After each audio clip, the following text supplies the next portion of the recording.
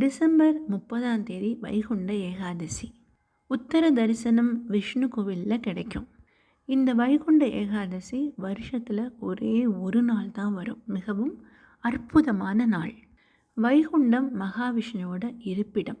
அதனுடைய தொடர்புடையது தான் இந்த வைகுண்ட ஏகாதசி. விரதம், ஒழுக்கம், கட்டுப்பாடு ஆகிய பழங்கால மரபுகளை சொல்லுது இந்த வைகுண்ட ஏகாதசி. இந்த ஒரு வைகுண்ட ஏகாதசி வருடம் முழுவதும் வரும் 24 ஏகாதசிகளுக்கு சமமானது. பத்ம புராணத்தின்படி இந்த வைகுண்ட ஏகாதசி முக்கோடி ஏகாதசி என்றும் அழைக்கப்படுகிறது. வடகோடி திசையில் வைகுண்ட வாசல் திறக்கப்படும் பொழுது அதனை மோக்ஷத்வாரம் என்றும் அழைப்பார்கள். இந்த சமயத்தில் முக்கோடி தேவர்கள் மகாவிஷ்ணுவை தரிசிக்க செல்வார்கள். இப்படி 33 தேவர்களும் கொண்டாடும் ஒரே ஏகாதசி வைகுண்ட ஏகாதசி.